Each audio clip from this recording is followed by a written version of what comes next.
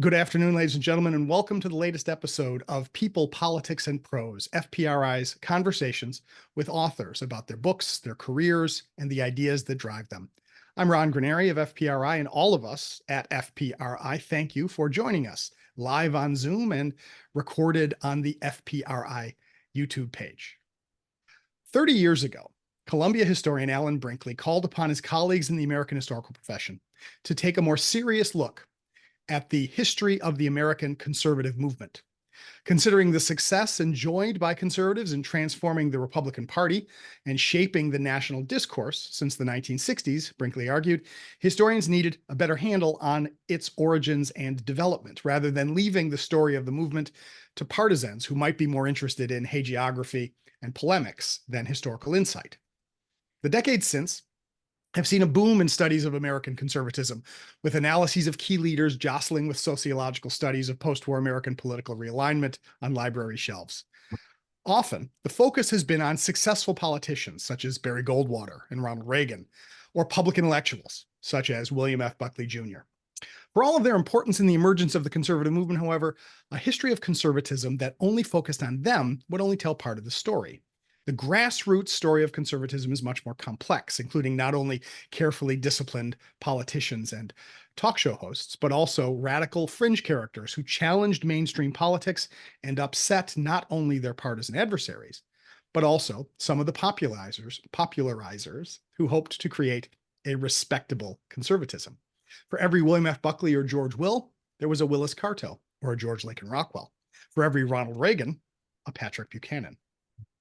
That dialogue between different elements in the conservative movement forms the basis of David Austin Walsh's new book, Taking America Back, The Conservative Movement and the Far Right. Recounting a history that begins in the 1930s and extends to the present debate between Donald Trump and the Never-Trumpers, Walsh offers new insights into continuities and the changes within the movement, challenging some comforting myths about how well its leaders corralled the kooks, to use a term of the time, and concluding that for much of this history, there was no firm wall of separation between the far right and responsible conservatism. So what role did the radical right play in the development of the modern conservative movement? What role does it play today? And what do we even mean by such terms as radical right? These questions and yours will guide us in our conversation today with David Austin Walsh. David Austin Walsh is a postdoctoral associate at the Yale Program for the Study of Anti-Semitism and a college fellow at the University of Virginia, and we are delighted to have him with us today on People, Politics, and Prose. Welcome, David Austin Walsh. Thank you, Ron. So why this book? How'd you get started on this topic? Well, so I've told this story before, and I'll tell it again now. I mentioned this in the book as well. I really got my start on this project 14 years ago now. I was then 20 years old at the time. I was had just been hired as the assistant editor of History News Network, which at the time was a project of George Mason University. I believe it's now at GW. The very first feature that I was, an assistant editor, so I was mostly doing production work. And the very first feature that I ever put into production was a roundtable discussion featuring some very prominent historians and journalists, Chip Burlett, Roger Griffin, Robert Paxton, the acclaimed scholar of fascism, on Jonah Goldberg's book, Liberal Fascism. I forget what the precise subtitle is. It's something like, the secret history of the left from Mussolini to the politics of meaning. The basic thesis there is that it's actually American liberalism, which is the sort of true inheritor of the fascist political traditions of the 20th century. So I didn't have anything to do with putting, I wasn't the guy who put it in, had the idea to assemble the roundtable, but I had to put it into production and make all the links pretty and everything. And a couple of days after it went live, maybe the same day it went live, I got a very, very angry email from Jonah Goldberg, which I still remember to this day, basically saying, "How dare you? This is a smear job. I demand space to respond in kind. It's incredibly unprofessional that you didn't give me space, et cetera, et cetera." And I was, again, it's my first job. I was still in college. I'm like, oh, my first professional job. I was still in college. I had a general understanding of who Jonah Goldberg was. I knew he was a writer at National Review. I knew that he was, pretty important. I'm like, oh my God. And eventually, frankly, we kind of kowtowed to his demands. But then I remember actually reading the book about a month or two later. And in the book, he begins very explicitly saying, I'm sick and tired of being smeared as a fascist or a fascist sympathizer by all of these lefties, et cetera, et cetera. So that's what's sort of motivating Right. the genesis of the book. And then I read that, and I can't remember how I first encountered Revillo Oliver, who's one of the central sort of figures of my own book. He was a classics professor at the University of Illinois, one of the original contributors to National Review magazine, which was a contributor at the time, close friends with William F. Buckley Jr. For a time, at least in the 1950s and early 1960s. But by the mid 1970s, Revillo Oliver had become a neo-Nazi, like an explicit neo-Nazi, the godfather of much of the sort of intellectual grist behind the modern white power movement. He was the sort of mentor figure to William Luther Pierce, the head of the National Alliance and author of the Turner Diaries. So it seemed really strange to me that there's this disconnect, obviously. So I ended up writing my senior thesis about Revillo Oliver when I was at the University of Minnesota. And then, when I went to grad school, I thought, well, this is something I want to keep pursuing. And that's sort of the origin story, the genesis of the book. I'd also add that at the time, I was a big fan when I was a kid and when I was in college of, do you ever listen to Coast to Coast AM with Art Bell? Yes, I did. Oh, I used to have to okay. get up very early in the morning, and sometimes I didn't sleep very well in high school, and so I listened to Art Bell. Yes, I did. Yeah. So you know what I'm talking about. I mean, it's the UFO conspiracy theory show. I loved listening to that. I mean, by the time I was in college, we can listen to it on the computer, or we can stream it on the computer. But it was, it was fun. Like I was into like UFO conspiracy theory stuff back then. And you'd have people call in saying that they worked at Area 51 and just strange stuff like that. But that was also my first encounter with Alex Jones, listening to Art Bell. And I, at the time, this is 2008, 2009, he was just like one of these like kind of kooky, but, more or less seemingly innocuous sort of fringe conspiracy figures that nobody really takes seriously. And then, within 2 or 3 years, he's one of the most influential right-wing broadcasters in America. And so that, if the sort of genesis of the project was Jonah Goldberg, the fact that people like Alex Jones, people like Glenn Beck, who had the very sort of conspiratorial affect at the time, were becoming the people who were listened to in sort of conservative movement circles. I thought that was interesting and revealing and worth further studying. Right. One of the aspects of your book actually that brings this in very interestingly is the concept of as you say, the right-wing popular front, that in any political movement, right, somebody is going to be on the fringe, right? No matter the size of the movement, right? How far the fringe is from the center, there's going to be a fringe, I guess. But the question for any movement is how far on the fringe do you have to be when you're no longer considered part of the movement? And so I'm curious about where this concept of the popular front, which was, we can mobilize all kinds of different folks in pursuit of a sort of concrete, almost more centrist political position or centrist conservative political position. But how do we manage the existence of those fringes, right? Do you let them run and hope that they just bring their people and they come to the polling booth on election day? But what do you do with them in between elections? And so what do you think about that? Yeah. No, it's a great question. I mean, I think that the basic conceptual framework of the popular front, I presented a very early version of this book. It wasn't even my dissertation at that point. It was still just sort of a paper based in my senior thesis at a conference back in 2015. It might have been 2016. I can't remember. I think it was 2015. And Jennifer Burns, who's now was still at the time, but a very distinguished scholar of American conservatism at Stanford, heard my paper about Revillo Oliver and said, this kind of sounds like they're acting in this sort of, it's not the same as the left popular front, but that framework might be useful in sort of understanding how all of these people relate together. Because one of the things that I try to accomplish in this book is So one of the one of the influences, I don't really cite it in the book, but one of the influences in sort of the project was George Hawley's Right-Wing Critics of American Conservatism, which was a book written, I believe, in 2016, 2017. And I took his, it was sort of in response to the rise of the alt-right. And I took the purpose of that project to really emphasize the delineations between these various different factions on the right and say they're not really the same thing. They're not really operating together. They're separate in their respective silos. And I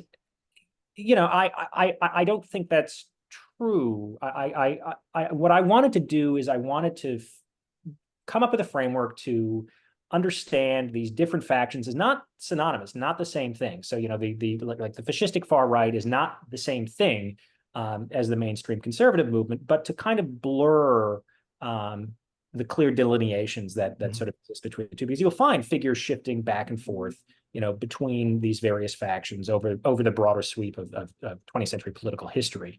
The right-wing Popular Front looks a particular way in the 1930s and 1940s. It changes in the 1950s and 1960s, and it changes for a variety of different reasons. One of the other things that I try to do in the book is to show that this narrative of Buckley and the responsible conservatives purging the kooks from the movement it is, I think, highly misleading. It's not to say that there was no movement or no no political shifts in the 1960s. But I mean, I think Reveal Oliver is a case in point where it's as much a guy like him being there's a push and pull thing going on here. It's not just that he's being pushed out by the so-called responsible conservatives because they're sick of his anti-Semitism and racism, but he's also finding that his underlying political commitments are no longer being. I mean, you'll see this a lot with people who radicalize into neo-Nazism in the 60s and 70s. They're renouncing the conservative movement because they think it's fundamentally failed. It's failed to conserve the existing social and political order, and therefore, something more needs to be done. And that I think is an interesting question for any movement. I wonder, this is I study European politics and European conservatives for that matter. One of the interesting thing in European politics, when you have multi-party systems, you can have actually different political parties, right? The Germans tried, for the Germans are my focus, right? They tried to create these sort of broad-based people's parties, but there has been a fragmentation in the German party system. And now you have smaller parties on the left and on the right, actually not so small anymore, that make it possible for small on the left, but not on the right. Small on the left, but not on the right. That's right. Because there's more of them on the left, right? Oddly enough. But do you think that the structure of American politics and the two-party system encourages sort of popular front thinking in the sense that you need these folks at election time, or that somehow you have to decide where they fit and move? Because, actually, I'm going to correct myself for a second, because we shouldn't conflate the conservative movement with the Republican Party, because in a sense, right, the conservative movement takes over the Republican Party. Well, and actually, initially, go ahead. Right. And to your point, I mean, there were debates really up until about 1960 as to whether or not there needed to be, and really after 1960 as well. I mean, really until the mid 1970s, debates about whether or not there needed to be a conservative or right-wing third party in America because of the, predominance of liberals in the power structure in both the Republican and Democratic parties. I mean, the Republican Party was always more conservative, but you have certainly in the sort of pro-business sense, but you do have like the Eisenhower Republican phenomenon, the Wendell Rockefeller Republicans. Rockefellers, exactly. So there is a debate among people on the right that lasts really for the better part of 20 or 30 years. I mean, as soon as Alf Landon loses in 1936, running sort of against the New Deal, you have these various waves. I mean, I don't really go into this in my book, but we can talk more broadly about this.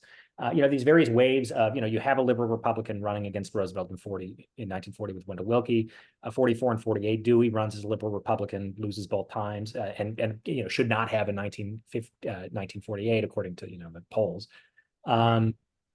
52, you have the Republicans finally winning again, but it's not the conservative Republican. It's not Robert. I mean, this is the origins of the John Birch Society right here. So much of American conservative and a lot of other parts of American conservatism too. So much of it stems from the anger in 1952 that instead of a conservative candidate to run against Adlai Stevenson, who's hardly like the most lefty guy in the world, But, instead of Mr. Conservative Robert Taft, you have moderate Republican, Dwight Eisenhower. Right. And it's really not until 1964 where you have with Barry Goldwater, 1960 when he runs for, the first time for the nomination, where you have a, genuinely conservative candidate running in the Republican Party. And that's a failure in 1964. It looks, at least at the time, like a catastrophe. In no small part because of Goldwater's affiliation with the John Birch Society. This is actually one of the things that allows for, Buckley and other, again, responsible conservatives to begin to seriously and sustainedly criticize the Birchers in ways that they really hadn't before 1965 is sort of the seminal article in National Review, seminal issue of National Review, where they criticize the Birchers in earnest, instead of just like Robert Welch, the leader. Right. Other various parts of it. And it's because, Goldwater lost. And so you don't need these guys as the door knockers to the same extent that you did in 1964. And then in 68, Nixon wins it all. There is this given push and pull moment with the Wallace people, because Wallace is running as a conservative. He claims that or at least the people around him claim that mantle. And there's the infamous episode where he appears on firing line and Buckley is just determined to prove that he's not a conservative. And he goes after him a little bit for the segregation stuff. But it's mostly like, you support big government spending. You took, Right. It's like how can you call yourself a conservative when you endorse the New Deal, basically. Exactly. Yeah. And so, yeah, go ahead. But so, one of the things, so, by the 1970s, you do have, the conservatives are critical of Nixon for a variety of reasons, but they do generally rally behind him, especially during Watergate. Buckley is a little bit of an anomaly in this factor, but that's a complicated story there. But as late as 1976, you still have people talking about third-party runs. You have a small and vociferous, but relatively ineffective American Independent Party, which sort of evolves out of the Wallace movement. It's not until, the reason why the Reagan Revolution, so-called, I don't want to diminish. Really, it's the moment where you have the sort of capture, the permanent capture, apparently, of the Republican Party by the conservative movement. And after that, there's very little in the way of like genuine efforts for, building third-party conservative or right-wing political movement. It's funny because one of there were a couple things, of course, the book covers a lot of ground. I just covered a lot of ground right there. That's right. But it would be churlish of me to mention something that you don't mention, but I'm going to mention it anyway. And that is that it's like the 1965 New York mayoral race. Mm-hmm. Goldwater loses in 64. John Lindsay, the silk stocking Republican, says, I'm going to run for mayor of New York. And Bill Buckley is so upset at the idea of a liberal Republican like John Lindsay becoming mayor, as he says, well, I'm going to run for mayor, right? And so the New York Conservative Party decides to back him. And Buckley's run is on the one hand very quixotic, but it also is a sort of proof of concept of what happens when somebody decides to try to mobilize more conservative voters. And and it's like nothing can stop you from winning 13% of the vote in New York City if you do that. But it is, the New York State Conservative Party is this funny anomaly, because then they have their big success 5 years later when Jim Buckley gets elected to the Senate because of a fragmented Republican Party, because of a weak Democratic challenger. And so this idea about, should conservatives seek a third party? Should they work within the existing parties? That you end up then with a politician like Nixon, who Nixon, who was one of the few folks in 64 who campaigned for Goldwater, right? Even though he might have had his concerns that Goldwater was too extreme, but he didn't alienate the Goldwater people, because he was hoping that 4 years later, after Goldwater lost, that Nixon could say, hey, I'm a conservative, you can vote for me. Mm-hmm. And that Nixon is the first guy this is where you have essentially the Republican Party hoping they can mobilize conservative enthusiasm.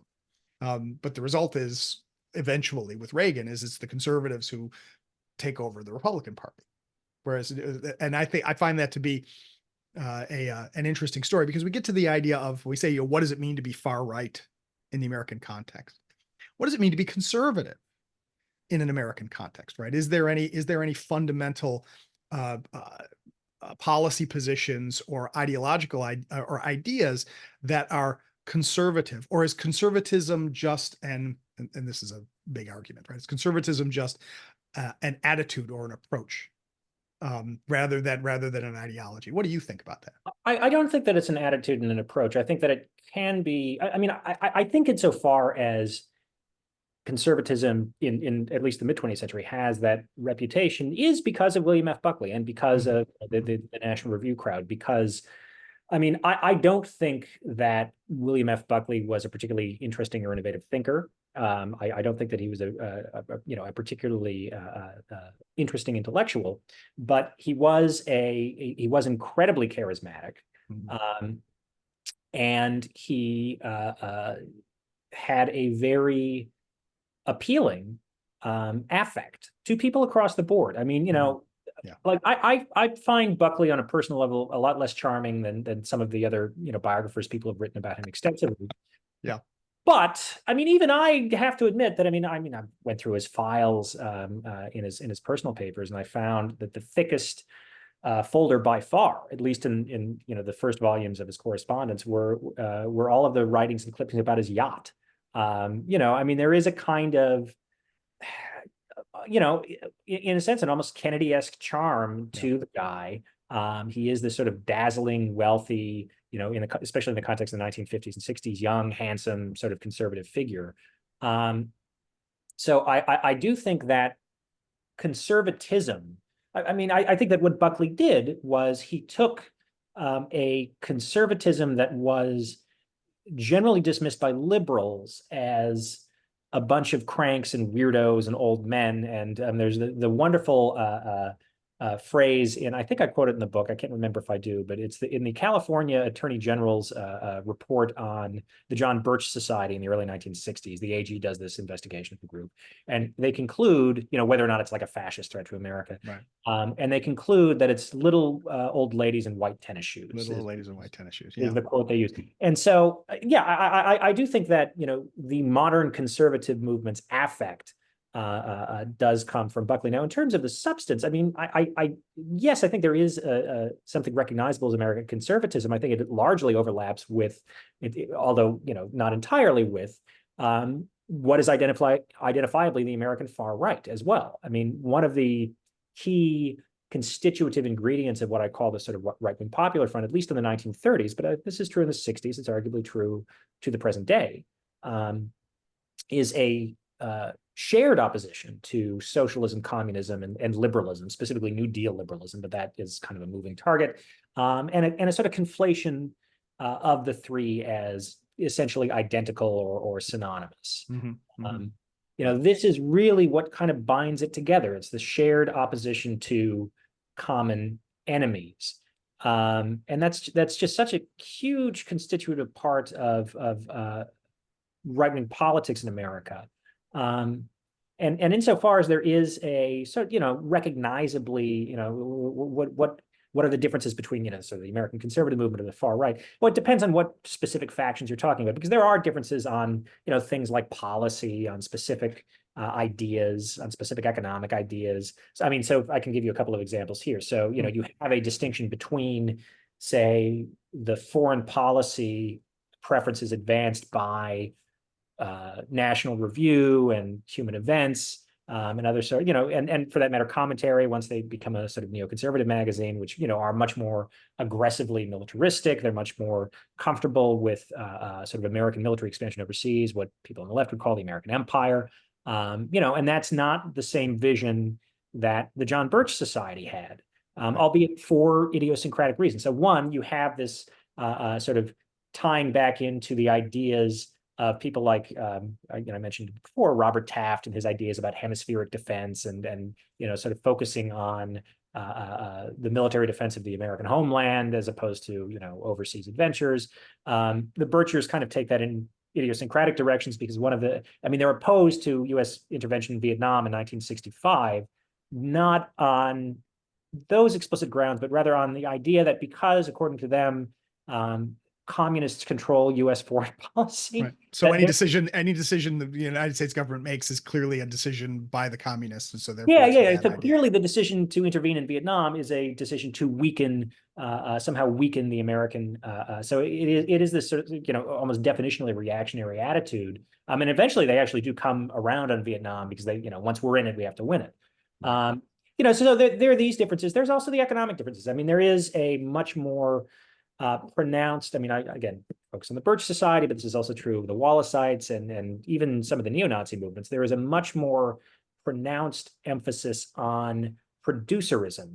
This idea that the real heart of, they're not anti-capitalist, even though there is sometimes they flirt with that language, but that the real heart of sort of the American free enterprise system, which they're all very much in favor of, their explicit free enterprise, is small business owners, is mid-sized manufacturers, not corporate monopolies.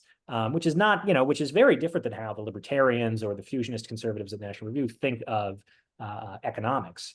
And that's, you see these tensions, I mean, right down to the present day in many factions of the Republican Party. So again, they're not monolithic, but but what does unite them, I think, is this sort of cultural affect of opposition to socialism, communism, and neoliberalism. And those are such broad categories that you can put any number of different kinds of people you perceive to be political enemies in them. No, it's true. Well, and that's where it looks like an economic argument, but it's not just an economic argument, right? Even though there is a heavy element of the sort of road to serfdom warning that the problem with the New Deal is that it inevitably leads to socialism, which leads to communism, and so therefore you have to oppose it from the beginning. This is also what leads a lot of people on the right to say that because the Nazis were National Socialists, this proves that they are a left-wing movement, which is a particular bugbear of mine, which we'll have to do another show on that. But and also I'd add that also one of the things that is universal is just opposition to organized labor.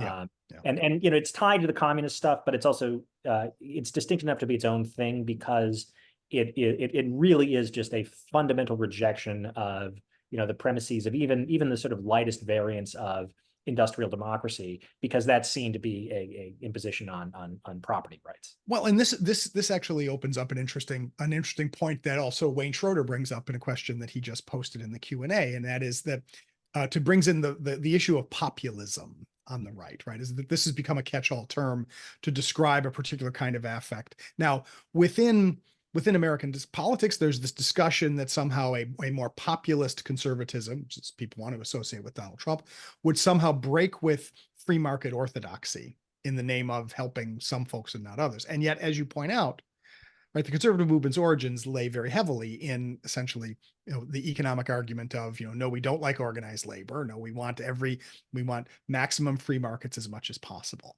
And yet, today, there's all this talk about populism, or you can see the efforts by people as diverse, let's say, as J.D. Vance or Sohrab Ahmari, who are trying to argue that there's a kind of that it's possible to be conservative and be for the working class.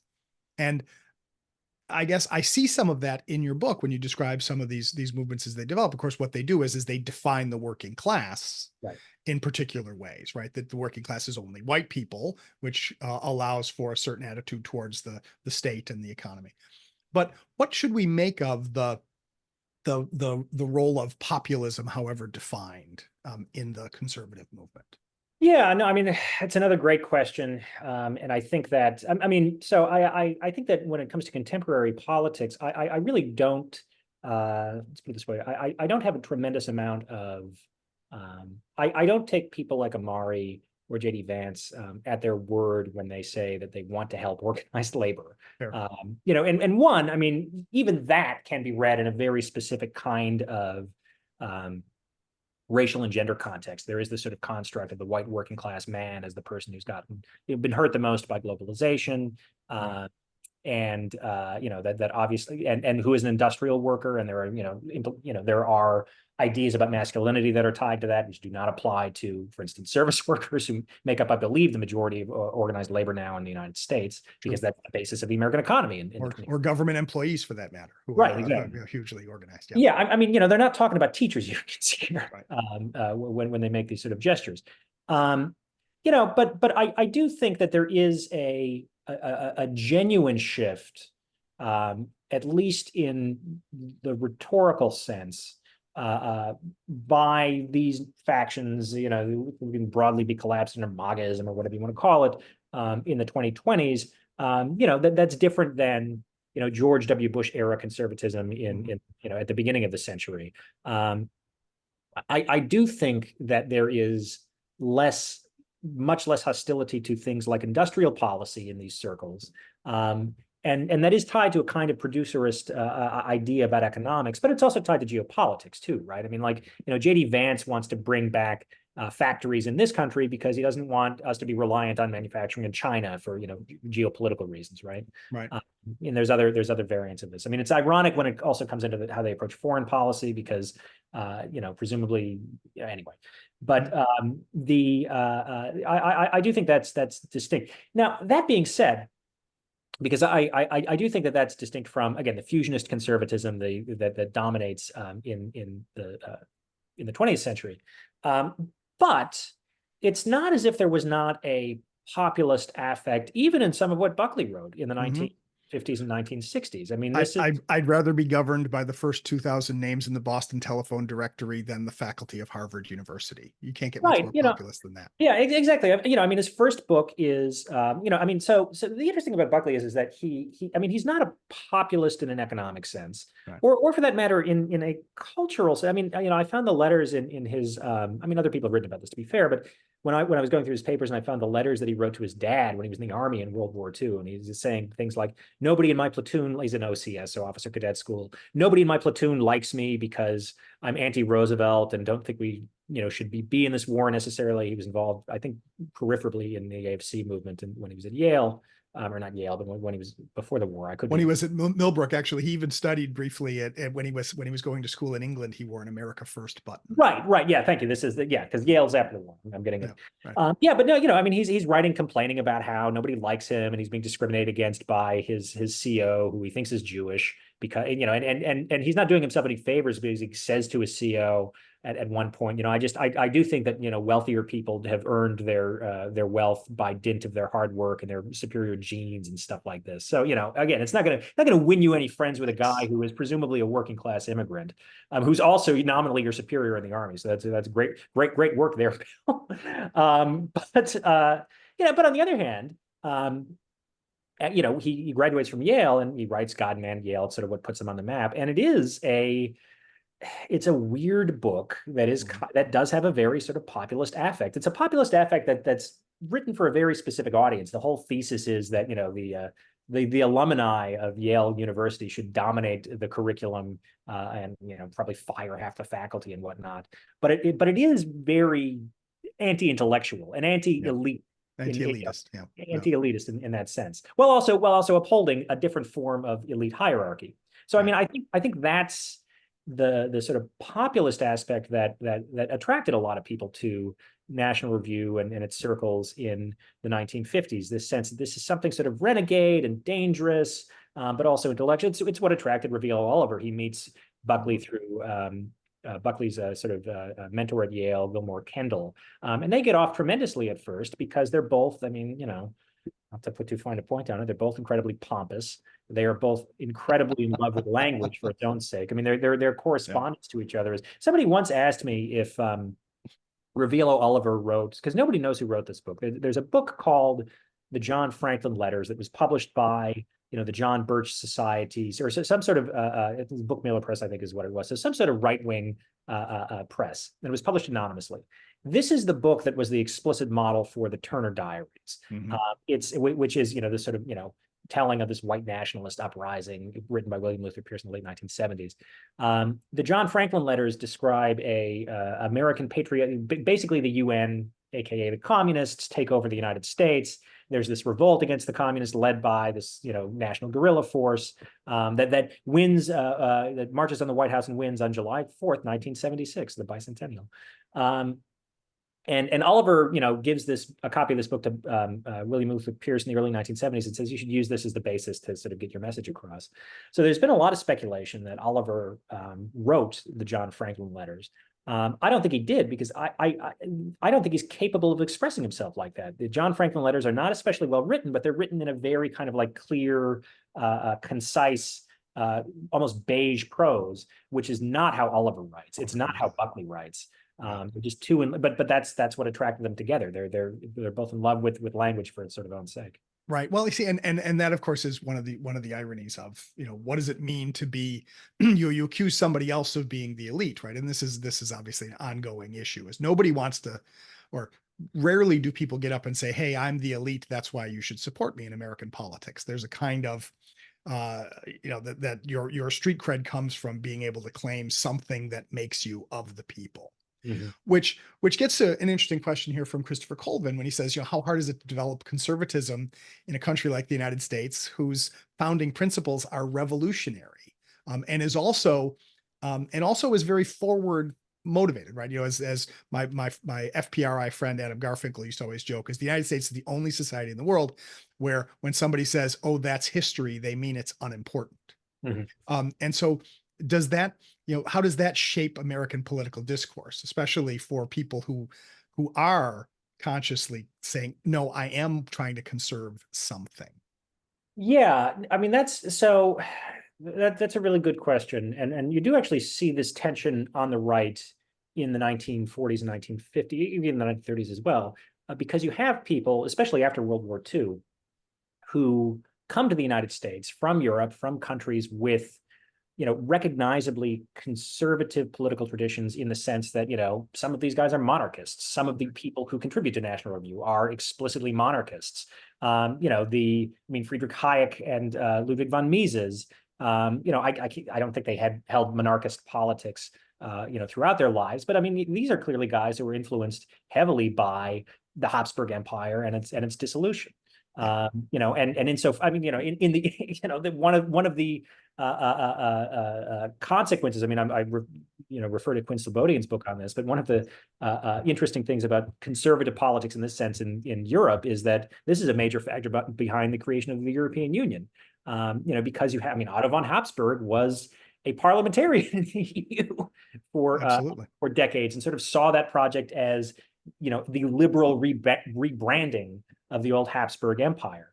So you do have that, but there is also, there are these questions about whether or not there is such a thing as conservatism in the United States, given the very different. This is why Richard Hofstadter, in his sort of famous 1955 essay, that's featured in the Compendium of the New American Right, labeled at the time, the nascent conservative movement as pseudo-conservatives, because he said, look, these people aren't actually conservatives in the sense that they want to conserve the existing social and political order, because if they were, then they'd be Eisenhower Republicans. Then they would be, let's go slow and conserve what we've got. But what we've got is this sort of the New Deal political order. Right. So there's something else going on there. And that's doubly the case when it comes to the challenge of the civil rights revolution. One of the reasons why Vilo Oliver is so heavily invested in the conservative movement of the 1950s, but then moves to increasingly more radical circles on the right in the 1960s and 70s, is Oliver is an unrepentant biological racist. Now, there's a lot of biological racists. I mean, most conservatives are biological racists at this time. William F. Buckley is.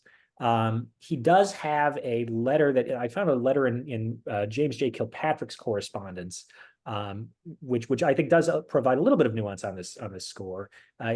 Kilpatrick was the editor-in-chief of the Richmond News Leader. He was one of the architects of massive resistance to desegregation in the 1950s in Virginia. And he, remained a sort of outspoken white supremacist into the 1960s. Buckley sends him a letter in, I believe it's 1964, saying something to the effect of, I don't doubt that there are biological differences between the races, but that doesn't mean we shouldn't treat each other in the spirit of sort of like Christian charity and universalism. Buckley, I don't write about it extensively in the book, but Buckley's Catholic faith is an important part of the story there. For Revillo Oliver, biological racism is the font of how he understands the world. It's not just that races exist and there's like race IQ differences, but that races exist as historical forces. I mean, this is why he becomes a Nazi. In the mid 1950s, he writes a book review in National Review of a book by Ashley Montagu, who is at the time he's an anthropologist. He's working for UNESCO. He's one of the first people to argue within anthropology circles that race is not a biological reality. It is in fact a social construct. And he doesn't write this explicitly in the review, but he does sort of say this elsewhere. He's like, oh, look at this Jew who's like telling us that race isn't real. We all know race is real. And so, when you have these shifts, I mean, this is why the penultimate chapter of the book is titled The Birth of the White Power Movement. What drives Oliver and others, and you mentioned George Lincoln Rockwell, he's another perfect case in point, who did work at National Review in the 1950s.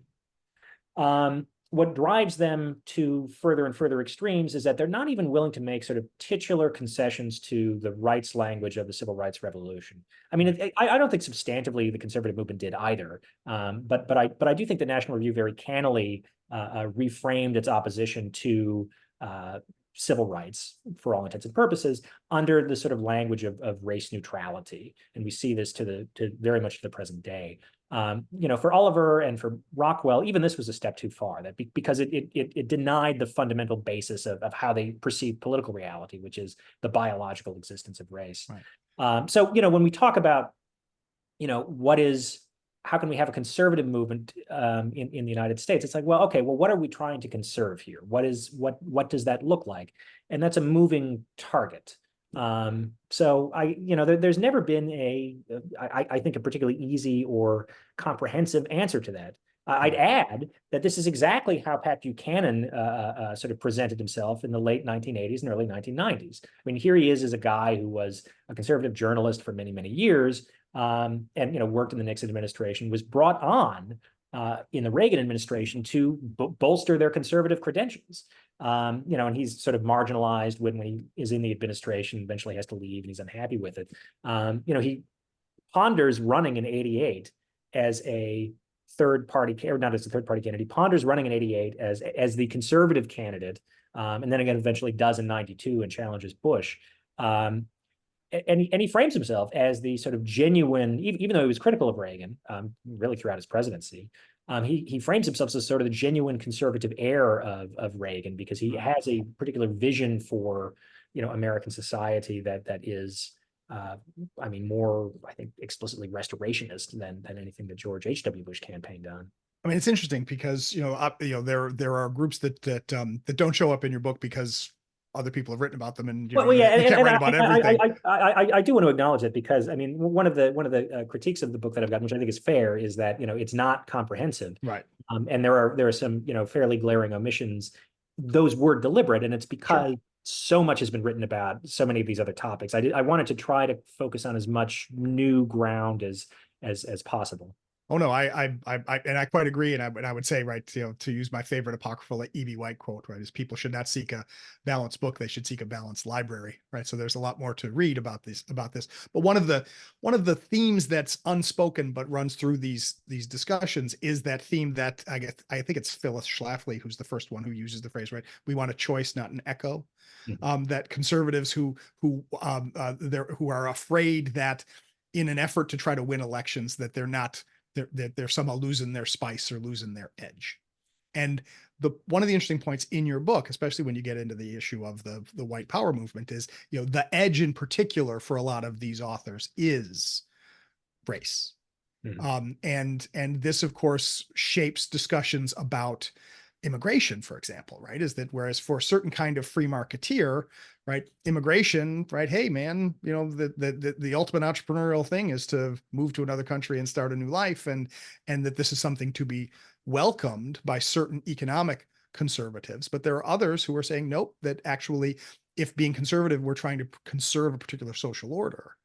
that race is an element, because that's, the two groups that, people can learn a lot from reading your book, but the two groups that don't show up in the discussion about the 1960s, one is the objectivists, right? Ayn Rand doesn't appear. People can read other stuff about her, but that was including Jen Burton's wonderful biography, including her one. That's right. Nobody else needs to write a biography of Ayn Rand anytime soon. But the idea of the objectivist focus on economics to the exclusion of everything, right? That's not here. Also, you do not talk a lot about the religious right, because that's also something that lots of other people have written about. What is fascinating about the far right that you are including, that you are discussing, is this far right that for whom race is the pivot of everything, right? If anything, right, you note that Buckley's religious faith may actually have pulled him back from the brink of some of his positions and may have moved him, and that Buckley also decides that he can't follow some of his friends into anti-Semitism, even when they want to criticize the neocons. Yeah, and so that's an interesting thing, is you're talking about a group that are, where the ideas of race and belonging are essential to their vision of conservatism, rather than economics, rather than Christianity necessarily. And did you just discover that along the way, or was that a conscious decision you made when you were writing the book? Well, I mean, a little bit of both. I mean, I did not, I very deliberately did not focus on either the religious right or the objectivists, because so much has been written about them in the past. And really, what I was interested in, and I realized this about halfway through the project, that what I did not want to do was to write another book about how the conservative coalition, conservative politics, transformed American politics electorally in the 1960s and 1970s. I think that there's a lot of great books that have done that. I also didn't really want to write a sociology of the kinds of voters that, were instrumental to that project. I think there have been many wonderful books written about that, particularly at the beginning of the 21st century. I mean, I'm thinking of Pruse's book, White Flight, Lisa McGruer's book on Orange County, in which the John Birch Society plays a really, really important role. I was interested in culture, quite frankly. It is sort of cultural. What does conservatism, what does right-wing politics look like to people for whom that is an important constitutive part of their identities? Going beyond just, do you vote for the conservative candidate, or do you belong to a couple of organizations, or do you subscribe to a magazine or two? I mean, those are important questions, but are you a contributor to the magazine, right? Are you actively organizing a John Birch Society chapter instead of just sort of like going along? So I'm interested in that sort of like middle caste or middle cadre of people who are not the senior leaders, but who are also not, more or less passive participants. And so, to the question, I'm sorry, can you repeat your question? Well, I guess the idea of that you end up talking about the far right that you're talking about is very identitarian. How do you get there? Immigration, yeah. So, to the point about immigration, I think that one of the things that I discovered is this sort of overarching opposition to loosening, the 1924 immigration restrictions. I mean, this is something that and it is tied to a particular vision of a particular exclusionist vision of the American polity. So Merwin Hart, who I write about extensively in the first half of the book, is a conservative activist, right-wing activist in the 1930s and 40s. He's adamantly opposed to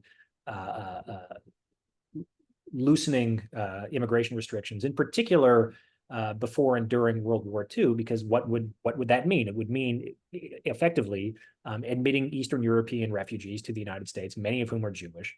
And that's a problem for Hart for three basic reasons. One, he's just an anti-Semite. He just does not like Jewish people. But two, his anti-Semitism is a political anti-Semitism. He thinks that Jews are, almost inherently, definitionally communistic.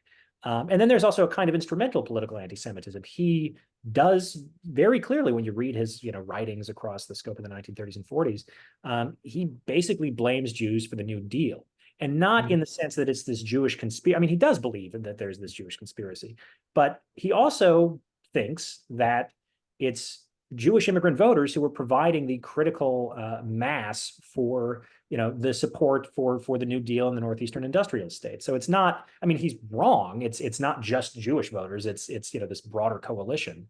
But he's right in the sense that, yeah, I mean, Jewish voters in the 1930s are generally very supportive of FDR and are voting for Democrats. Mm-hmm. So, for a guy like him, loosening immigration restrictions is just a recipe for only reinforcing, the New Deal. And you see similar debates play out time and time again, even after the 1965 Immigration Act and the sort of quota system is repealed. And this is the essence of sort of Pat Buchanan's opposition to immigration, which, I mean, I don't really get into it too much in the book, but I mean, he's very, very adamant about and making almost explicitly racist arguments in books like The Death of the West or The Decline of the West, or whatever it's called. This idea that, there's going to be this, swamp of people from mostly from Latin America who are going to, change the cultural and political affect and character of America to make it effectively not white, but also that these are, people who are going to be voting for Democrats and voting for, welfare programs, that sort of thing. I don't know that. I mean, I don't know that, if Buchanan has changed his tune, especially in the context of 2024, where you are beginning to see the glimmers of some kind of sort of multi-ethnic, multiracial coalition for Trump.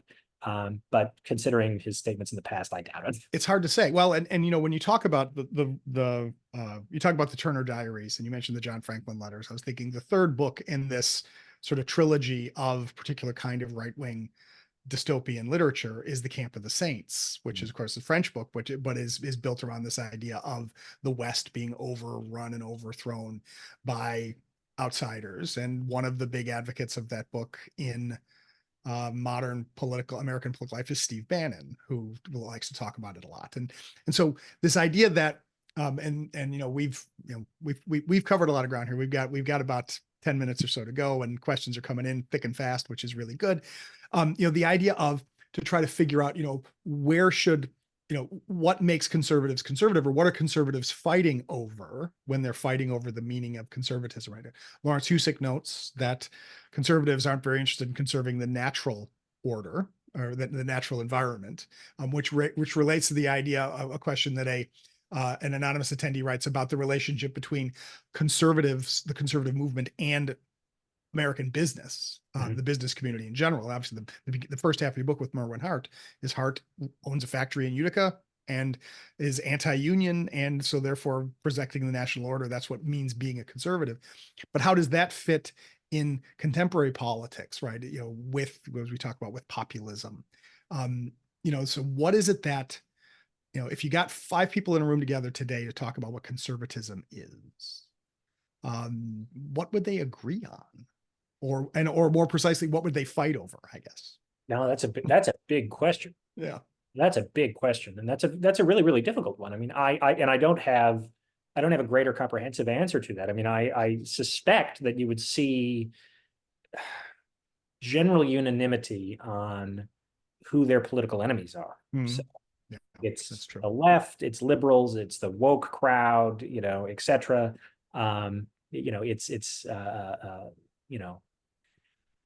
I don't think that you might have one person, maybe 2 in a group of 5, maybe probably 1, who would think that maybe some of the most extreme elements of the right are also potentially opponents. But I would suspect that within that room it would be, well, no, I mean, like, it's Antifa that's the problem. I mean, I know that's sort of whatever the next version of Antifa is. Sort of like, I mean, I think that you would also see, and it's not really something that we've discussed a lot. I mean, we've sort of alluded to it with the John Birch Society stuff, but I think you would also see broad unanimity on conspiracy theories. Not that they would be framed as such, but you would see broad unanimity on ideas like the vaccines are not effective, or certainly that Donald Trump won the 2020 election. I think that you would see broad unanimity on those points. Now, whether or not, I mean, this is an interesting question, whether or not sort of conservative intellectuals actually agree in their heart of hearts with that or not. I think that there is the sense that you have to agree. Or at least you can't publicly disagree. Yeah, you have to agree with it. And frankly, I would also suspect that there is a broad unanimity, a broad sort of commitment to, again, much like in the 1960s, the variety of intensity to the attachment of this idea varies. And the fact that it does also allows for the creation of potentially multiracial coalitions, but some kind of broad commitment to racism as such. And some sort of, the distinct, the race IQ stuff, these distinct beliefs, the opposition to affirmative action and the DEI stuff, in very sort of explicitly, racist terms. Like, I think that's another core constitutive element. I mean, and this is what we get into the interesting challenge, and this is to bring it all back. And obviously we mentioned Buckley a lot, and you talked about Buckley, and one can't completely escape him. And I would be remiss if I didn't say that the whole reason why I host this show is because I've always wanted to host a show. And when I used to do it in a public, in a live forum, I had the most appalling posture as I leaned back in my chair with my clipboard, right? Because it was, so the affect is big, man. Look, I'm going to say this, and I've said this before, and I will say this again. I genuinely enjoy watching episodes of Firing Line. Like, I mean, the best ones are when Buckley is against somebody who is frankly a more effective debater than he is. So my two favorite episodes are actually, I mean, there's just so many good ones. And I like the one where, what's his name? Jack Kerouac shows up and he's just obviously drunk out of his mind. Obviously drunk, yes. 60. But my two favorite ones are actually when he debates Noam Chomsky over Vietnam in, I believe, 69. Yeah, and there's another one in 72 where he's in London. And he is debating or discussing things, but it's essentially a debate with Bernadette Devlin, who is the Sinn Féin. She's one of the absentee MPs who's elected to the UK Parliament, but doesn't take her seat. And what's really interesting about that one is Buckley's Irish American, right? He's an Irish Catholic. He does have a very affectionate relationship with Britain and the British Empire. I mean, he's a sort of committed imperialist at heart. He obviously writes that infamous spy novel in the 1970s where a thinly veiled version of himself has an affair with the Queen of England.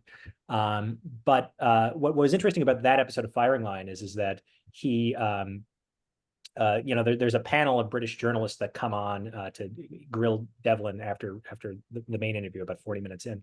And one of the guys, who's now a Tory MP, starts saying things like, well, one of the problems with the Irish is, and this, because the Irish have all of this political influence in the United States. And at that moment, even Buckley's like, oh, okay, like this is now too like much even for me. Genteel racism is being like thrown at me because this guy doesn't realize that I'm from an Irish background. And you could just see it click in his head that, oh, this is how that feels. It's interesting, right? And we can recommend Heather Hendershot's book on Firing Line. We have had Heather Hendershot on this program talking about her book on 1968, which is also worth looking at.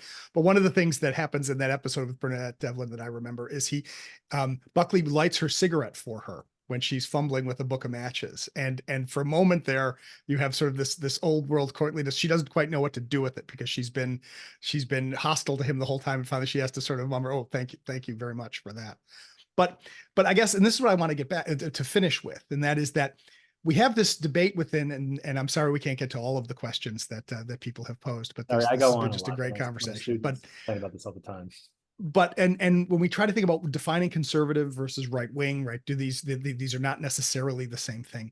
That certainly the narrative, the Buckley narrative is that William F. Buckley was a respectable conservative who saw it as his responsibility to patrol the boundaries of conservatism, right? That's why he expels or purges the John Birch Society. That's why he pushes out the objectivists. That's why in the 1990s he writes In Search of Anti-Semitism to try to protect the movement. And when I see those things, and one of the things you bring up in the book is that we shouldn't overstate those things because there was pushback against these organizations, the sort of the people involved didn't leave the conservative movement. But what I find very interesting is that if I tell a story that says I kept those people out or I pushed those people out, then I'm essentially admitting that I don't think those ideas are great. Right. I'm essentially I'm saying to you, right, or am I just trying to appeal to somebody who is not in my group to say, look how forward thinking, how progressive I am. I knew enough to know we didn't want the John Birch Society in our family. We didn't want the objectivists. We didn't want the anti-Semites. I mean, so how do we make sense of that and how that story is so popular even when it's not true, but it continues to be told? I think that there's two ways to think about that. One is and this is something that the people, Joseph Brand, for instance, writes Mhm. about. I mean, this is what eventually gets him. So Buckley, as you know, writes In Search of Anti-Semitism, and sort of defensive Sabran, who's his protege at National Review. He's sort of his replacement goldfish for Gary Wills after Wills leaves the conservative movement. Comes from a similar background as Wills, Catholic from Michigan. And so Buckley puts himself on the line, says what Sabran did was not great, but it's a gradient area, etc. And then Sabran and he still contributes to National Review after In Search of Anti-Semitism. He only gets ejected, I believe, in 1993. And the catalyst for that is a column that he writes in a fairly obscure Catholic newspaper called The Wanderer, published in St. Paul, Minnesota. In which he basically says, well, the problem with Buckley is that I can't remember if he uses the explicitly anti-Semitic language or not, but basically that he's just like kowtowing to his liberal New York, read Jewish intellectual friends. And this is a constant complaint. I mean, the idea that Buckley is more interested in maintaining his connections with a sort of liberal social elite in New York specifically, which is not just coded as Jewish, but often is sort of a constant complaint by people on the far right. But what's also true is, and so for Buckley, it's actually useful. He can point to a guy like George Lincoln Rockwell and say, well, that's not what my politics are. But this at the same time, and this is a really interesting thing when you read through Rockwell's letters to Buckley, and he wrote to him extensively throughout his life. Rockwell clearly wants his approval. He clearly wants, and he clearly sees himself and Buckley as on, fundamentally the same side. It's just that Rockwell is willing to say the things that Buckley, due to his social position, cannot. And so when you sort of take that framework, I mean, both sides get something out of this relationship. The Buckley and the conservative movement are able to define themselves as something else than the violent anti-Semitic, openly racist far right.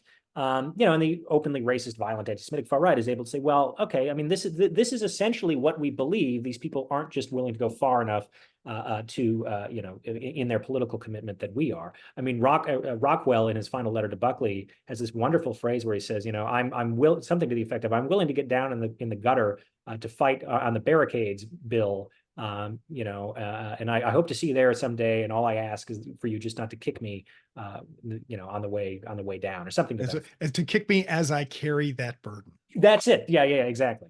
No, and I guess this is going to be the ongoing discussion, and there are certain, let's say, contemporary resonances that we have not explicitly explored in this conversation because I wanted people to think about this as a historical development. But the question of, what are the boundaries of responsible conservatism in American politics? What does it mean to be conservative? These are not easy questions to answer. They are questions worth pondering, worth exploring. And if you want to understand one way in which these were developed, I encourage you all to take a look at Taking America Back by David Austin Walsh, to talk about the role of the radical right in the conservative movement.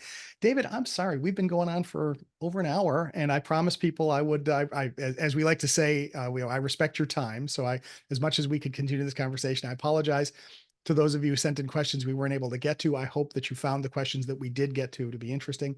And David Austin Walsh, thanks so much for sharing your insights. Taking America Back is available in bookstores now. Thanks for being with us, David. Thank you. And thanks to all of you for being part of this program. FPRI thanks our sponsors and partners for their generous support. And we ask you to consider, if you are not already a sponsor or partner of FPRI, to consider becoming one so that we can continue to have conversations like this one, because this conversation is just the beginning. The world goes on, and we'll be here to discuss it at FPRI. If you've enjoyed our conversation, please tell a friend and bring a friend next time as we gather to analyze our complex world. To keep up with future episodes of People, Politics, and Prose and other events at FPRI, visit our website, fpri.org, like us on Facebook, and follow us on Twitter, or X, whatever we're calling it these days. You can follow the host of this program on X at Ronald Granieri. Until next time, however, for all of us at FPRI, thanks for joining us. I'm Ron Granieri.